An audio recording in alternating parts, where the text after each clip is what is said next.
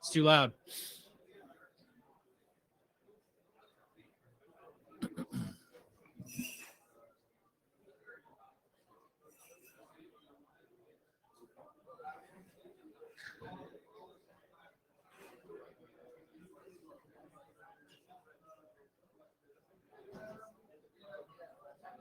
Thank you very much, Jared. Okay. If you're standing in the back and you're not supposed to be in the grow meeting, you could go outside and help us out. If you're standing in the back and you're supposed to be in the grow meeting, perhaps you could sit down. Hello, you in the back. Thank you. Goodbye, Alvaro. All right, as I was saying, this is the grow meeting at IETF 105. If you're not supposed to be in here, you could stay, it might be fun, or you could go to your meeting you're supposed to be at. If you're presenting, you should definitely either stand at the mic and speak into it like this, or hold the mic, but please don't do this because no one can hear you. Okay, now, those presenting have a little clicker. It has a forward and a reverse. It also has a pointy at the screen thing. Okay, there's a thing in front of you, so you don't have to turn this way and stare at the screen. All of that out of the way. We have a note well.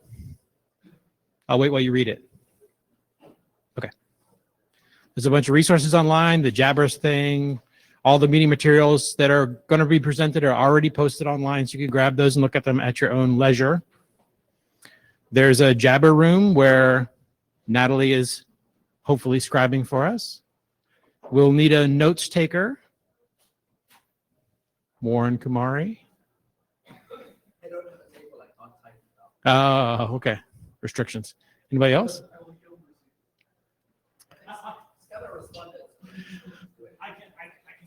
Okay. Jared's going to do some notes for us. Good. Now we move on. Okay. I see you found your pairing. All right. There's blue sheets. They're going around. Please be sure to sign them so we can get a room this size or larger next time. We have a minutes taker, Jabber Scribe. We're going to do some agenda bashing. Really just going to show you the agenda. Stuff about existing drafts. We have some things. This is, I think, all up to date, actually, even. We hope. Okay. Couple of things in IESG review are headed that direction. There's a question about whether we should adopt something or not. I think that might not actually have been sent out yet. If you have a draft and you're wondering, gosh, is somebody going to do something about this? My draft, it's so cool. You should let the chairs know or ask on list for what you think is the next step. Either if it's not adopted, ask for it to be adopted. If it's currently got a bunch of comments and you've dealt with all those and now you're ready to push it forward, please let us know to send it for working group last call.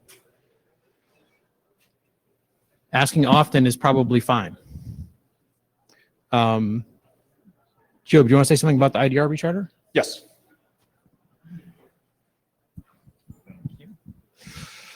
Our brethren at the IDR working group are looking for input in context of a new charter.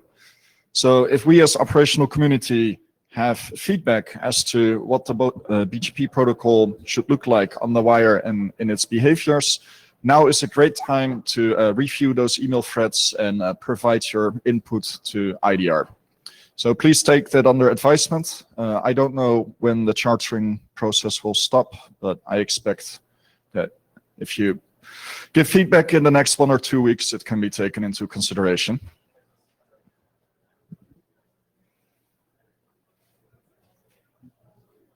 John Scudder, IDR co-chair. Yes, thank you. And we will be talking about this in our Friday meeting. So welcome to show up at that and put in your 2 cents. Yes, in the next few weeks would be a really good time to provide input. And just to briefly reiterate what Alvaro said at our meeting that just concluded, you know, our desire is to keep the sort of overall charter statement relatively broad and to track nitty-gritty details in the milestones. So we're very glad to take in nitty-gritty details, but they're likely to end up in the milestones portion and not in the charter proper. Thanks. Thank you, John. Then a small update on, then a question from the Jabber chat room. Yeah, question from Ilyich from Bijnen. And he asks, where is the guidance on which IDR-related topics go where? The IDR topics go to the IDR working group. John Scudder again. That is exactly what the IDR chairs were talking with the ADs about this morning, and I think it will be relevant to the IDR charter discussion. So yes, we hope to have more guidance of that nature that appears in the IDR charter and possibly in the charters of related working groups. Thank you. A small update on evolving documents or living documents. At the last IETF, we spoke briefly about the concept of a faster publication mechanism to bring operational guidance faster to the various stakeholders and users of the BGP protocol. The IESG currently is reviewing this concept and coming up with proposals. Tonight in the IETF plenary, there will be an update from Warren Kumari on this topic. And tomorrow morning at 8:30. What? You showed me slides. Was that not for tonight? No. Those slides are for tomorrow. I'm not opening that kind of worms there. No, there's not going to be an update tonight. Or if there is, it's the first I've heard about it. There will not be an update tonight.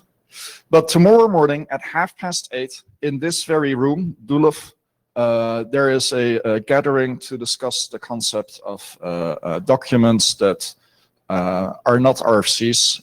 And I think that would be interesting to the operational community to have such a tool. So if you're agreeing with that, please come to the site meeting tomorrow morning and provide your feedback on these ideas.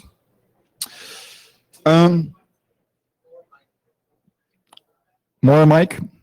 My apologies. So tomorrow morning, 8:30, this room will talk about living documents or evolving documents or whatever it's called tomorrow morning.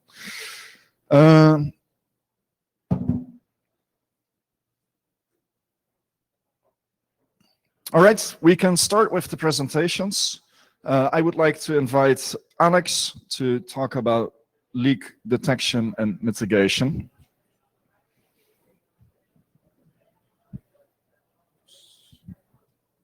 Thank you. Hello, everyone. My name, again, is Alexander Azimov. I work for Yandex.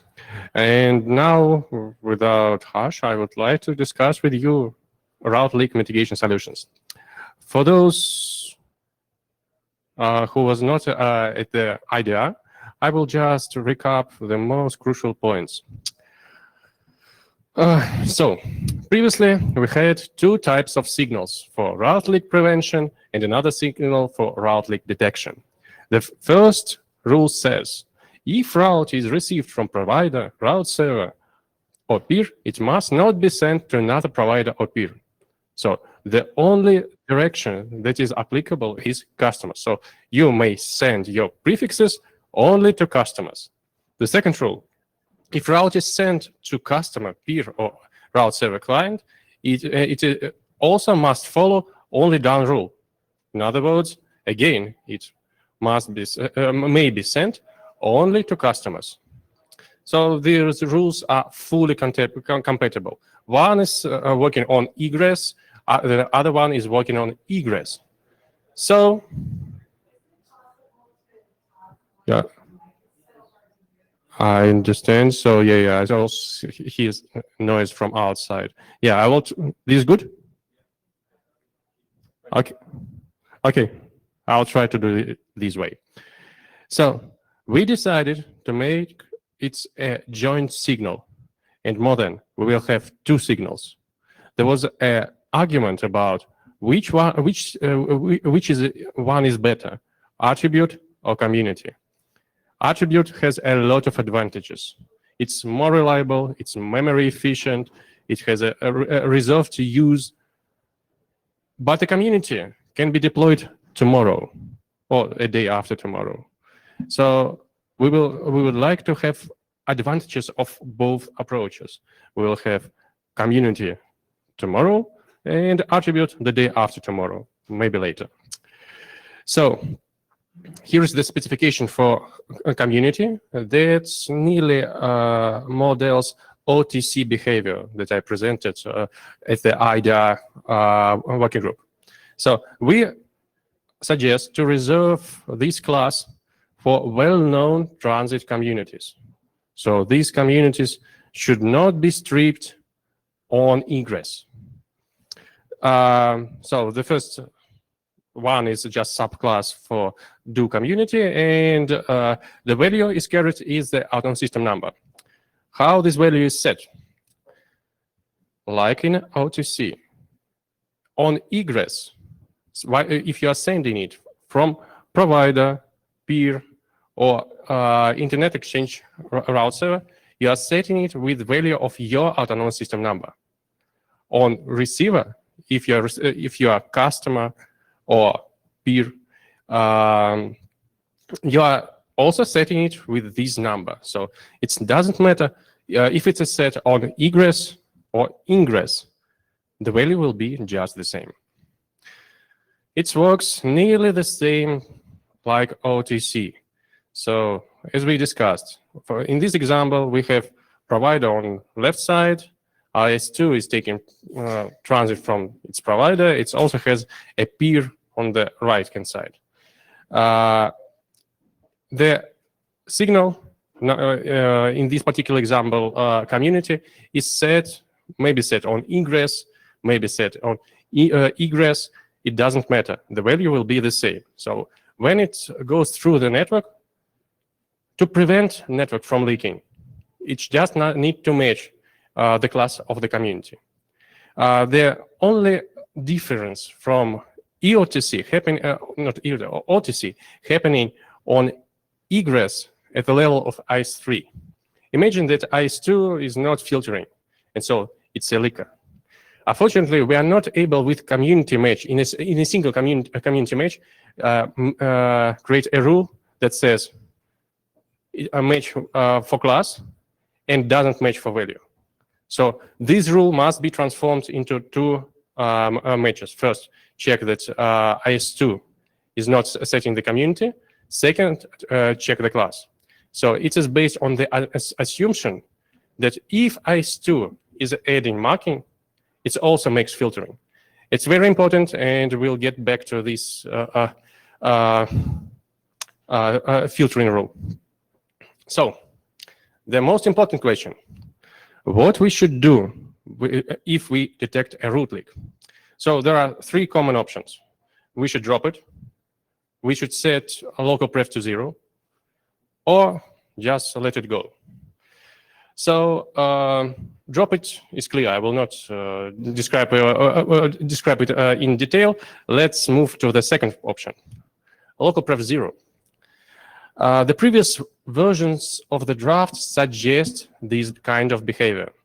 And the idea was that maybe there is a customer that has only single path from originator to a T1. And if route leak happens in this path, and immediate upper provider accepts it, and then next level provider detects it and drop it, we may end up that route leak results in connectivity loss for the victim. And for this case, we thought that local preference 0 can solve the problem for in this unreliable topology. But it has very important side effects. So first, going to side effects, just see the number of actions that must happen at the same time to make network unreachable. So it's not very likely situation. So let's go to the side effects. First one happens because of when root leak is propagating through the upstream providers, they're still able to detect it. But when such prefix goes down, the network loses opportunity to say if it was a route leak or not. So it may become more preferable. We are getting in a situation with priority loops, BGP wages, and in some specific topologies, even stable BGP oscillations with dynamic BGP loops. So it's not tasty. This situation can be fixed with additional signal. But even with additional signal that says, for example, we detected a route leak, we cannot guarantee for this customer with unreliable topology that prefix will become reachable, because it will depend on the policy of other parties. You're saying them, I'm propagating a route leak. Many providers will just drop it. Okay, but it's not the full problem. The biggest problem is prefixes that has a specified policy that restricts its propagation. It might be done in different ways. It may be because I'm using some control community to limit the ways prefixes is propagated by my upstream provider. Thank you, Ben. It may be a more specific prefix that is sent only through Internet Exchange Point. So there are many kinds of such policy when prefix becomes partially visible. And from receiver side, you are not capable to say if the leaked prefix that is received from your customer is poor indirect customer with unreliable topology, or if it's a CDN that had such policy, it's advertising more specific, and you are going to ruin its connectivity plus ruin your own connectivity to the CDN. So this is just a highlight. I made this calculation yesterday, and it shows the number of prefixes and its visibility. It's based on RIPRI's data source, all small prefixes that has length more than 24 are ignored. So you see, the number of affected prefixes is really high. So the only safe way to mitigate route leaks is to drop them. All other ways, like local preference 0 or anything else, will result that you will create a hole in the security solution, and one day you will shoot your own leg with it. The only exception may happen when, at the time of early adoption, one may want to see the signal before making a decision that we are ready to implement drop policy. It can be done, but with caution. As we discussed previously, if we see marking from a neighbor autonomous system number, we have an assumption that it's have drop policy. Otherwise, we are losing the signal. So if you're going to do only marking, you should go, follow these limitations. They will be described in the next version of the draft. So here's the result. The only opportunity to mitigate route leaks is to drop them. You should follow this rule. The only option is just to pass it by, but you're accepting route leaks. You may send your egress traffic to a black hole. What are the next steps? We really need your feedback. We finally got consensus among the authors, and the version that is in mailing list with the minor changes will be uploaded into the tracker. I hope that I will be able to do it during this week. We also will require IANA allocations for class that will say that we have well-known transit communities plus a subclass for leak detection, prevention, and so on. And we really need to go forward to have a fast working group last call, because if we will wait for years, there will be no reason for this solution, because we will have a more reliable OTC or ASP in place. So thank you for listening.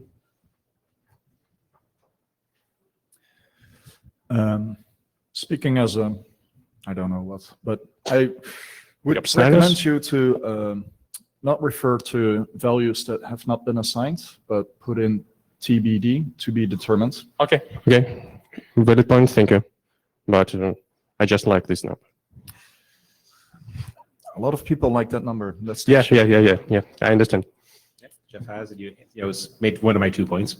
Second point is that large communities were, for various reasons, designed to not have reserved values. So one of the things you need to be aware of is that regardless of what working group this happens and you're about to make a operational change and having IANA carve out a piece and, sort of like the well-known stuff for, 1997 ones, you want vendors to eventually have magic behaviors for those. Think about this step a little bit more widely and coordinate with IDR about what happens with large communities, whether you want to actually carve out a range of values similar to what's in 1997. Okay, Jeff, thank you for your comment.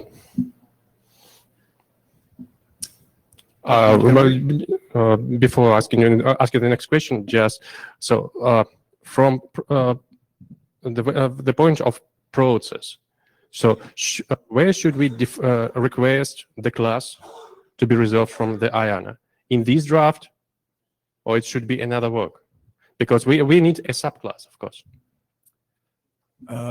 In a different draft, which coincidentally is on the to-do list of the chairs of this working group, we can instantiate a registry, and that draft will allow us to discuss the concept of a registry and see if IDR and GROW agree that there should be a registry. And once that registry exists, then your draft can just request a value from that registry. So may I ask the chairs of the working group to move forward with this work? Come on, Chris. Yes. Good. Thank you for your feedback. Can you back up? I think it's one slide back.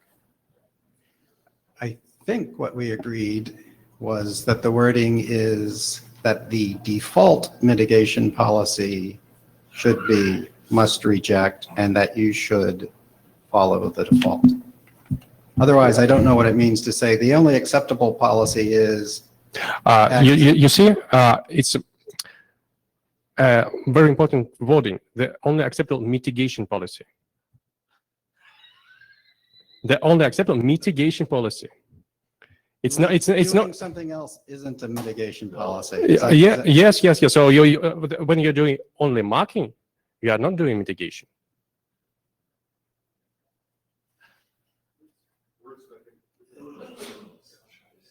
Yeah, it's word brain surgery or something. Okay, Let's try to be a little bit more clear about it. Okay. Ben Madison, Work Online. Yeah, I found that confusing, but I was just about able to pass it. My understanding reading that is that the only thing that is mitigation is rejecting, and you may or may not choose to mitigate. Yes, it's correct. I prefer that construction to having a recommended default. I don't think anything other than dropping leaks is mitigation, and dressing something else up as mitigation is counterproductive. And I think we saw that in origin validation for years. Okay, Ben, thank you for the comment, because I fully in line with you. Any other questions, comments? It seems that we are happy. Good. Thank you for your time.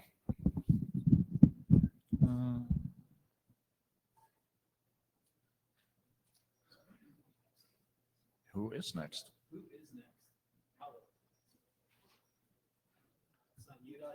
I think you're next.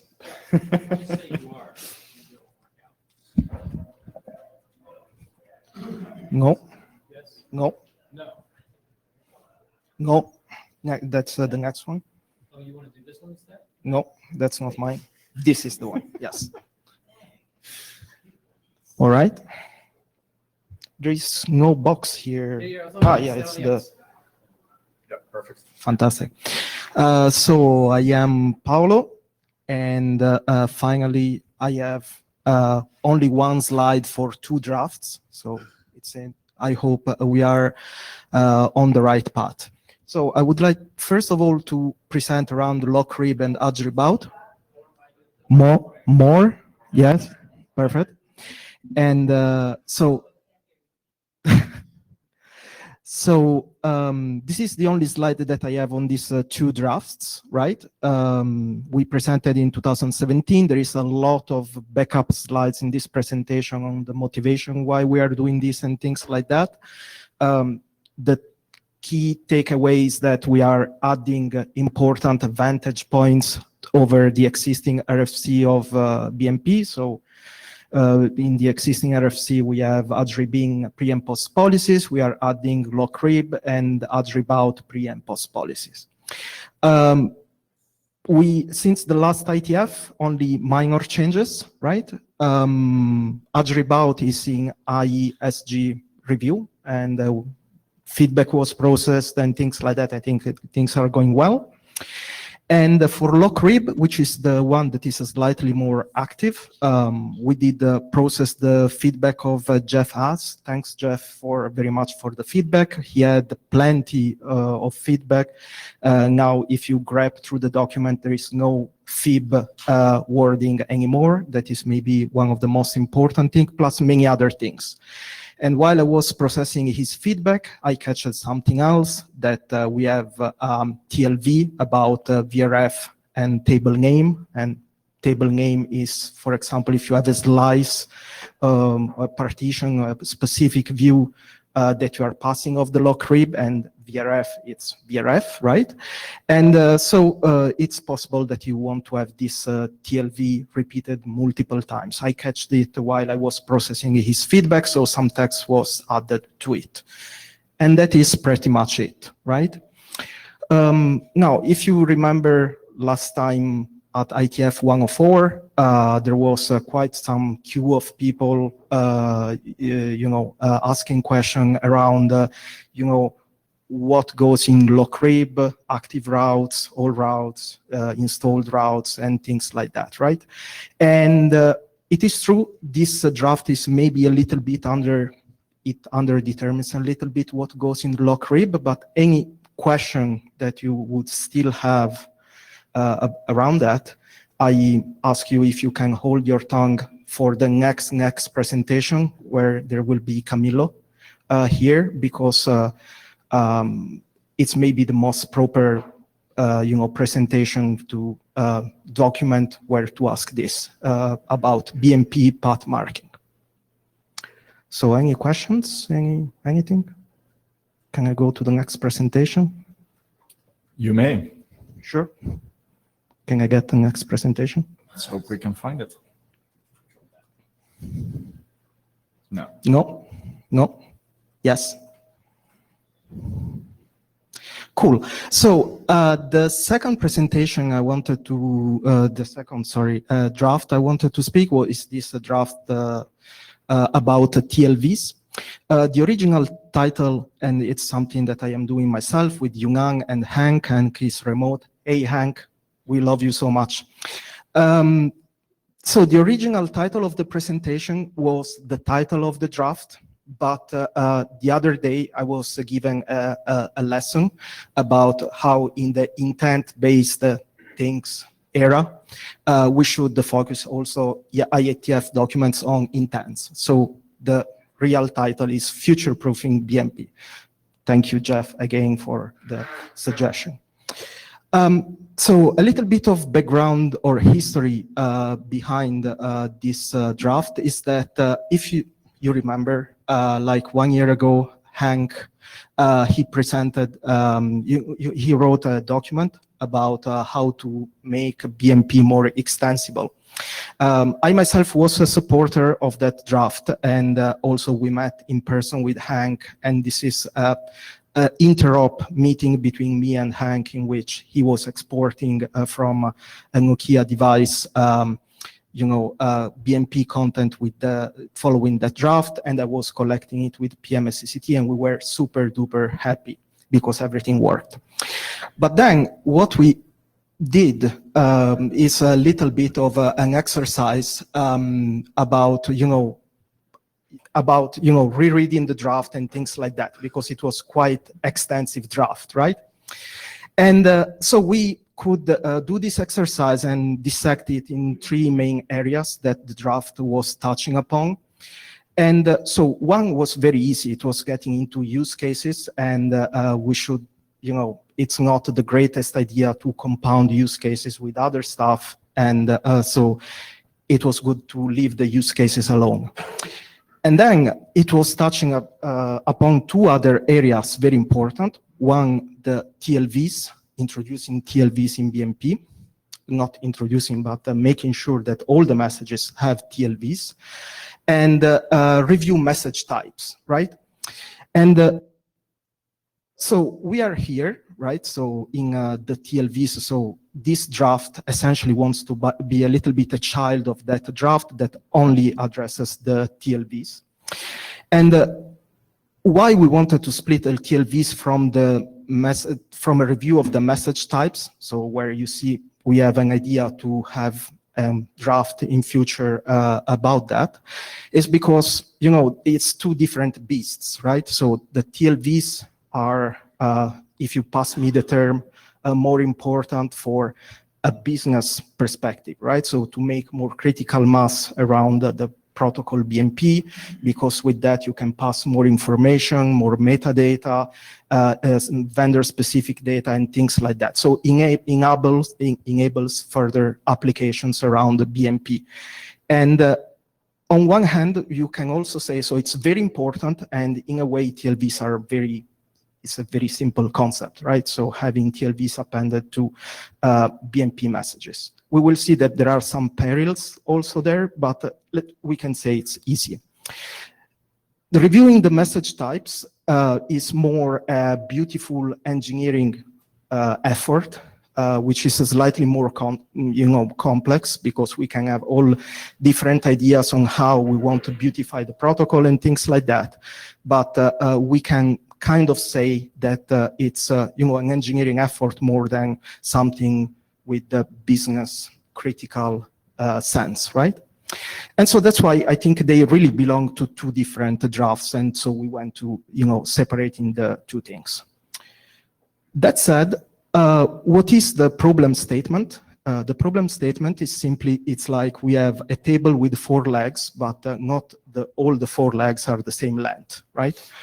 And then, not all BMP messages do support TLVs, right? So very importantly, the route monitoring messages, maybe the most critical one, doesn't support the TLVs. And also, the peer down message doesn't support the TLV. So what is the ideas in the draft is to add TLV, not add, simply allow for trailing TLV data in the BMP messages. And in order to do that, and I leave it as the last point here, like bump the version of BMP to 4, essentially. I want to leave it as last because, I want really to stress that that is not really the key part, right? So we are not in a critical point, we are not inventing a whole new protocol or anything like that. It's really just backward compatibility. So that said, there is one open question. In the first release of the draft, it was on purpose left underspecified how to handle the peer down, right? So it's just written that also the peer down should have TLV data. But the truth is that you have 3 code points that allow for trailing data, and this data is not necessarily in a TLV format. There are other code points that, it's not specified, that they can have trailing data and things like that. So again, even there you have not an even surface, and solutions for that could be anything, right? So from the most extreme, like we have a new message type, to we duplicate the code points, to we say we have in BMP4, and so now the trailing data should be in TLV format, to anything, right? So there are multiple solutions to this problem. I would maybe prefer something that is low impact from implementation perspective, but feedback is appreciated. So anybody has ideas or preferences or whatever, please let me or us know. Working group adoption, is there any interest? Yes? Oh, thank you. Please send a message to the list asking for adoption. Sure, I will. And I hope we have an exit 0. That's it. Thank you for your time. Yeah. Thank you. Questions? No question, no comments? We shall move it to the mailing list. Fantastic. I want that toy back. Or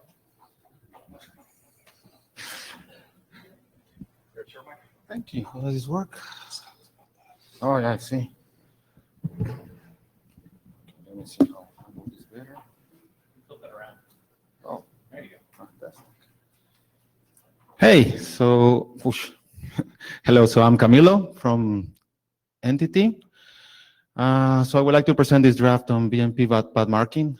So the goal of this draft is basically to mark the paths in BMP with their state on the local RIP. If we have this information, maybe we can allow some different applications. I know, so that means basically that if you can get the path mark as if it's installed in the RIP, if it's a backup path, if it's hopefully unresolved maybe, and stuff like that. We are open for suggestions on what else to mark. Uses the TLB mechanism that Paolo Lucente just presented. So there's some phase sharing there. This is actually a rehash of a very old draft. So like around 8 years ago or 7, whatever, or 6. We had idea of, of using that path and communities to actually mark. So using that path to get all the paths from a router and then using communities to mark what type of path they were, if they were best or best external or stuff like that. However, even though technically there was not much of an issue, like philosophically, it's not such a good idea, at least in the mind of many, to monitor BGP with BGP, but use the BMP, which back then was not very mature. Now it seems to be, so why not to put it there? So it's a TLB. Basically, right now we have, so this is the basic idea. The rest is our, I mean, we have the first iteration over this. Maybe we will probably improve it in the future if it's interesting or not for the group. So right now we have the path type and a reason string, because why not? So the type is actually a bit field, so you can have more than one type for a specific path. I mean, here are some initial ideas of this. So you can mark like the path is best path or primary, which basically means that if you have multipath, then you can have multiple paths on the install for forwarding. We took that terminology from the PIC draft. You can mark whether a path is a backup. So for instance, if you don't want to run a very complex BGP simulator and you have this information, then you can use that for that application. Then you can also have, for instance, unreachable next hop. So you can say that a path is invalid. Last week, actually, Alvaro Retana sent on the IDR that we really were not sure what unreachable next hop meant, but I mean, whatever. So there's a still best external path there, which after 6 years is still a draft, even though people use it. I don't really have an application for that, at least for optimization, but maybe if you have this information, you can verify your network, or, I mean, the more information, the better, I think, at some point. There's also a reason string, because why not? So the idea here is that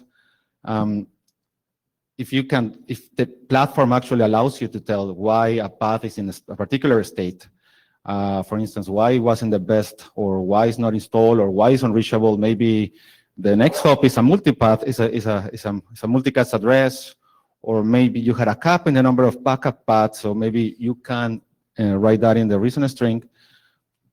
This tends to be controversial, I think, this type of reason strings, but parameterizing this information might be very complicated. and it could be useful for debugging purposes. So again, this is the structure we have now. We're open for suggestions. And that's it for that side. So I do have an open question, which is what Paolo mentioned before, which is what relationship will this have, for instance, with the local RIP and the other RIP drafts? So I believe this basically comes from the local RIP, but to actually have a rich information, then we also need the invalid paths. And I don't know if the local RIP draft allows for that or not. I don't know if it's explicit or implicit. So that's my open question. And that's it for me. So we can go to Jared.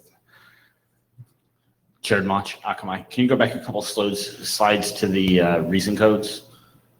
Or back another one, I think. Yeah, this one. So I'm just curious where this registry would live. Because this seems like it's more of like a protocol level message here, and I'm wondering if this would live in Grow or in IDR or somewhere else. Registries live with IANA. Yes, but who's been an expert with IDR? Jared's point is that it's a protocol generic type behavior. These things can be covered by multiple things elsewhere in BGP. So rather than define them, once for this application, should they be used for other thingies? Probably not, but that's his question. Thank you for the clarification. Jeff has, so Camilo and I have had this conversation this part of this conversation already before, so this is partially for the room. I like the idea in general. This is overlapping, some other questions, including the person that was just up at the mic had about, do we have some way of maybe tracing, did this route actually made it through the install process, intelligible for route selection, that sort of thing. Rudiger's had similar comments before as well. The problem with a lot of the things in this set of states is many BGP pipelines and the implementations are not fully synchronous. You get a route, and it may go through several stages before you actually get some of these things potentially set. Like reachability of Nextop may come very late in the route install process. Whether things eligible for multipath is another example. So, and whether or not something's elected for best path, some people have route selection happen very far down their pipeline. And the problem with this is the original BMP ribbon, at least, it's a very dumb feature. You can just stream this stuff out almost immediately if you want to, if your implementation wants to allow it, or come very late. Trying to actually tie these things in is trying to actually lock the implementation down to don't send anything out until some of this stuff is determined. And I think you might find that actually has bad impacts on some of the use cases ribbon's used for today. So, and one question, Jeff. And the local RIP, for instance, implementation is not also affected by that? Local RIP is actually far worse. So okay. if we want to pick like RIP-in cases that are good, so best path, you're not going to know that by that point. Knowing that it's installable, a lot of people's policy engine will get to that very quickly, and that's something that's easy to pass back on the BMP message. Reachability may vary, and some of these things like these set of flags, if you're actually getting these as part of your local RIP feed, local RIP is only giving you the active route, because giving all the state as it changes through the set of routes that are getting altered as part of route selection, changes, resolution state, policy, whatever, you'd end up with just nothing but this endless churn of these bits if you actually expose them that way. So I guess my two pieces of advice are, some of these things may have negative impact on the implementation if you really care about them. And the second thing is, in a local RIP context, you'll end up with a sea of churn that really doesn't give you potentially a lot of useful information. But if you advance back to the string slide, the second piece of feedback here is that this stuff is interesting. It overlaps the work that Yunan's doing for Tencent. And I think there's some value out of having that conversation continue in relation to that. But the related piece of feedback that sort of goes into, should we put this state into BMP? We talked about this in IETF 104. BMP is a difficult place to put this stuff in because you're sort of jamming up the pipeline with more and more information. BMP is already pushing the fire hose of information down a drinking straw. So the problem we have here is that strings are useful. They don't compress terribly nicely in the protocol. And this sort of just fattens up the PDUs with information if you send this with every single thing. Might be interesting, but you probably want it as a telemetry feed for interesting things rather than as a continuous stream. And Madison, work online again. I suspect Jeff is going to have an opinion on this as well. So at least one implementation of AdParse that we run has this concept of marking routes as members of a set of eligible prefixes that can be advertised to an AdParse capable peer. And this fits in quite well with your set semantics for the types, because those are, those can be entirely disjoint or they can be entirely overlapping. And I can see a use case for us where, in order to evaluate whether or not we want to be sending some larger or smaller set of prefixes to a given neighbor, we want to be able to get an indication of what the additional memory consumption is. And this potentially gives us that very easily if we're able to stick those set memberships in that code set. But as I say, I suspect Jeff is not going to love that. Thank you. Hello, Alex and Asimov, Yandex. So I can say that I was following all BMP drafts. It's my fault, but I have a question. So we have a growing number of security solutions. We have route origin validation. We may have ASPA and other stuff that affect BGP decision process. Am I right that with these recent stream, I will be able to say that the prefix was not accepted because of APK validation or because of root leak was detected? I don't see why not. I mean, that's why we left it open. But as long as the information, as Jeff was saying, it might be complicated, but that was one of the.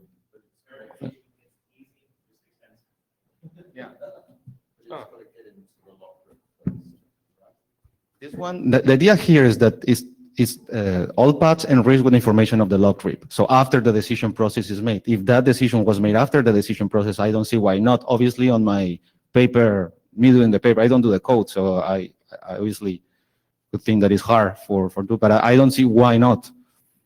For instance, if something is very important, maybe we can also add a type for it, but obviously with this struggle of implementation versus what we need, so what we as customers of devices of route monitoring need versus how hard it is.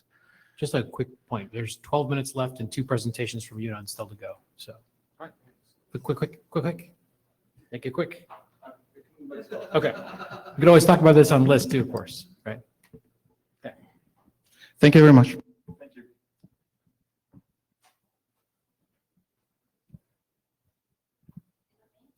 It's your turn. Which one do you want to do first? This one or the other one? The root leak detection one.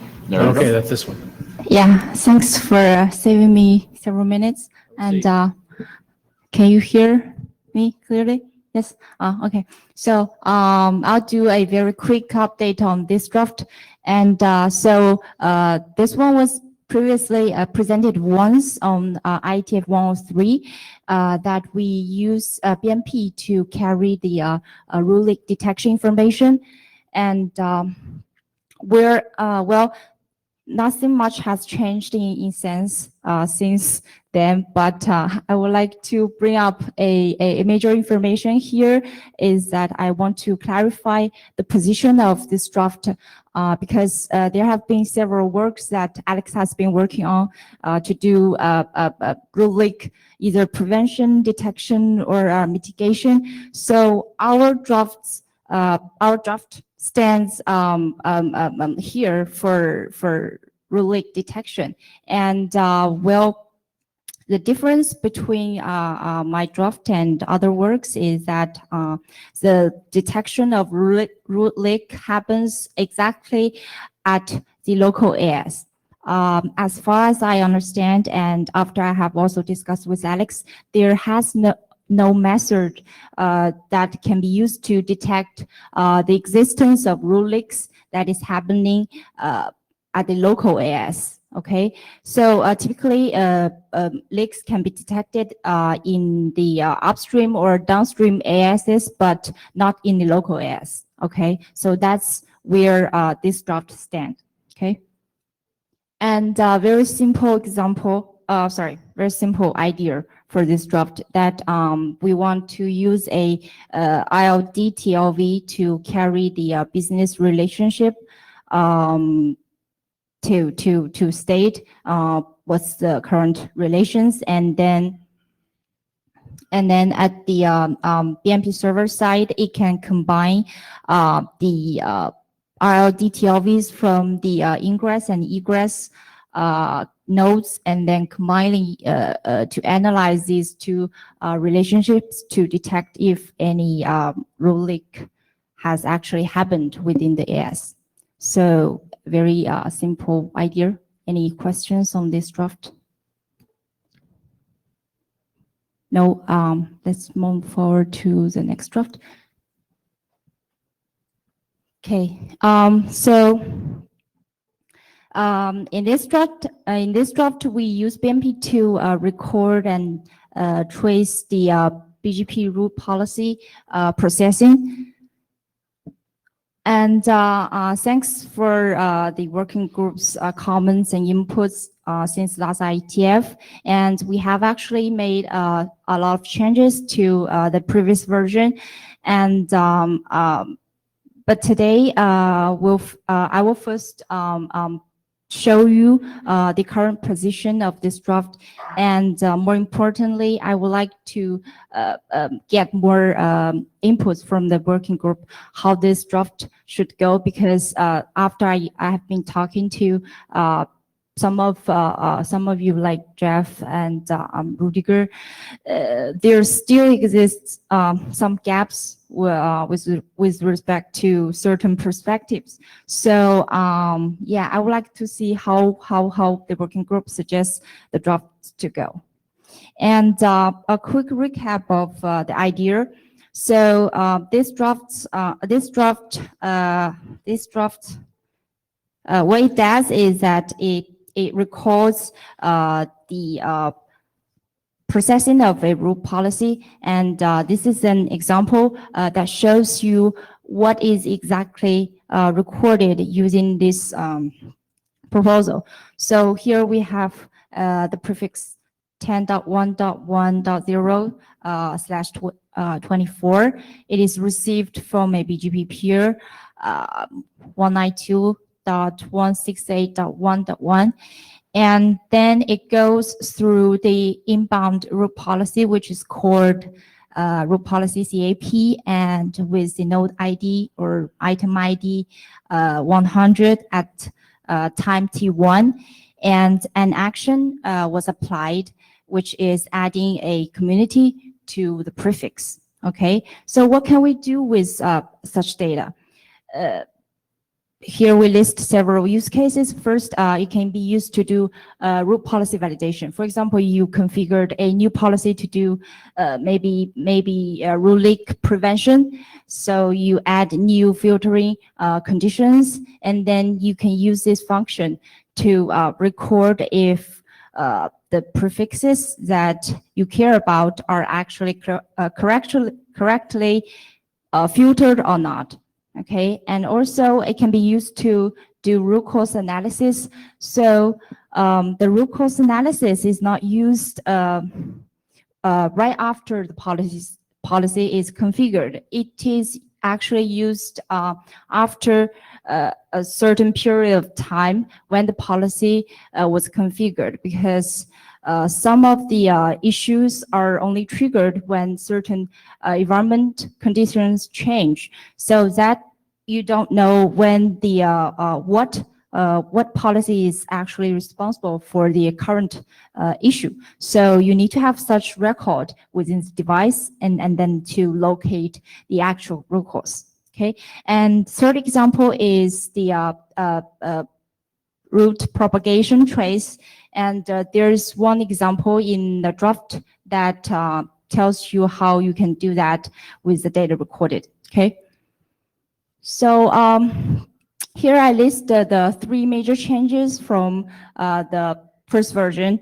The first one is that we designed a new message structure, which consists of two parts. Which first one is the basic information part, which is fixed length, and it tells you the basic background information about the event. And then the second part is flexible. It can be customized according to user requirements, either its bandwidth consideration or your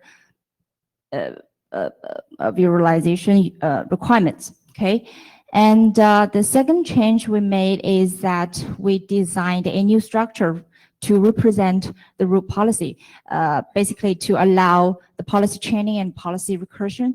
And the third thing is that we add a optional TLV to allow users to freely express whatever they want. Okay.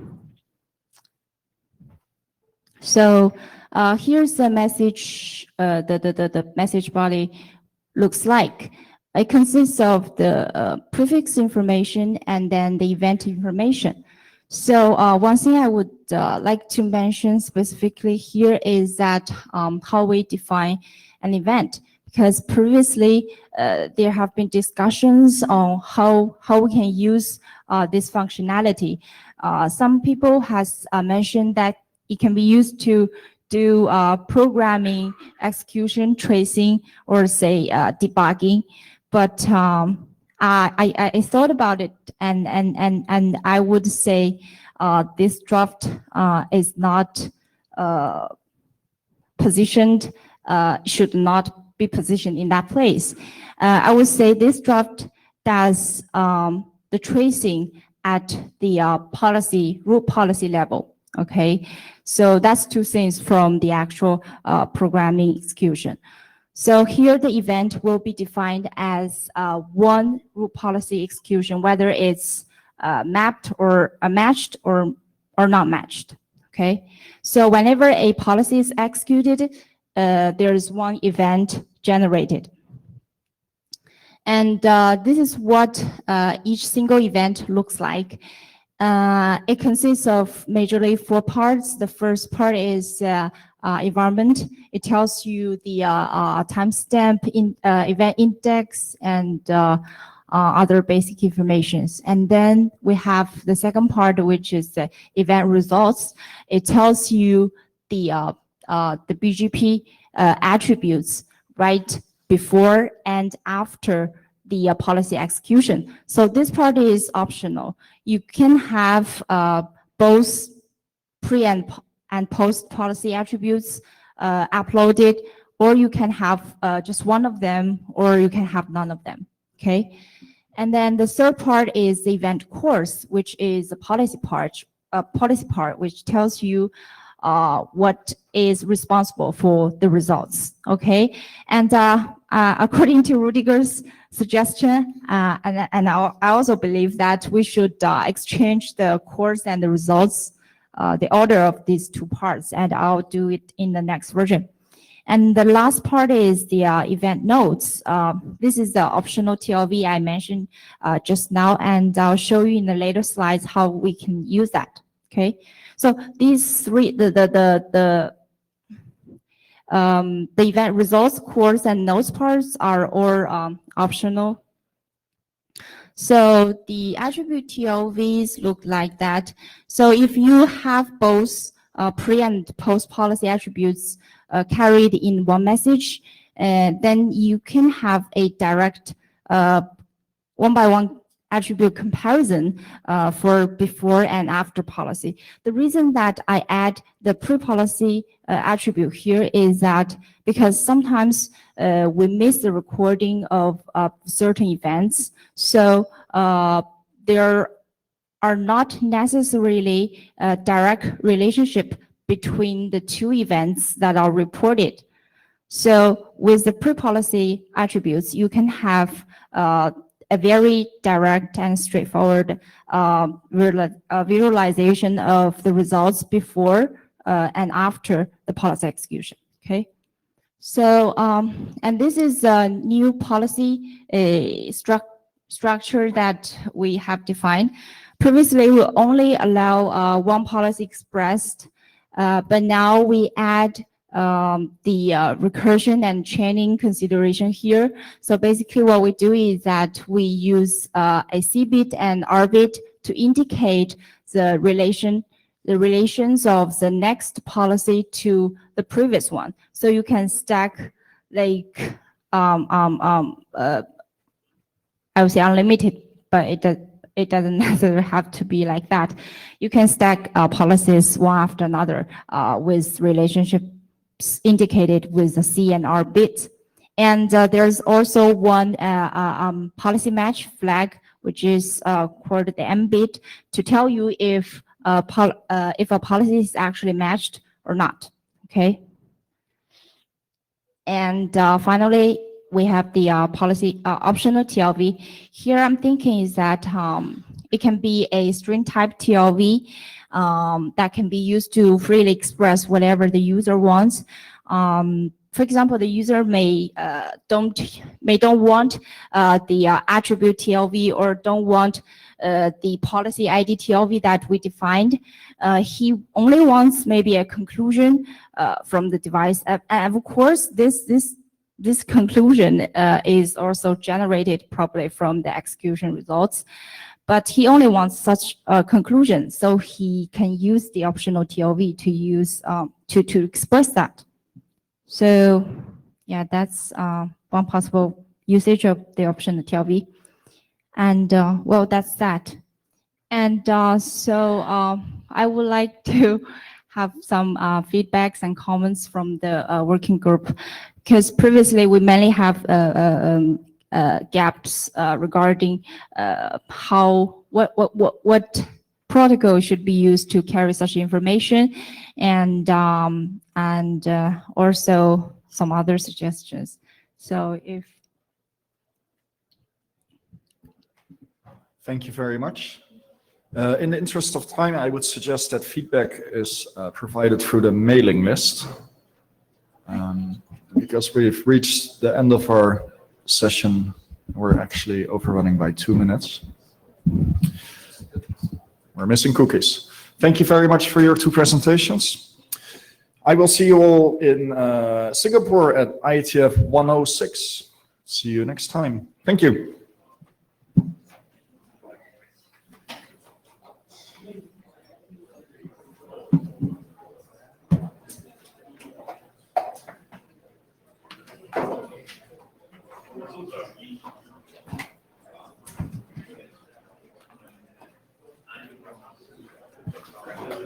Hmm?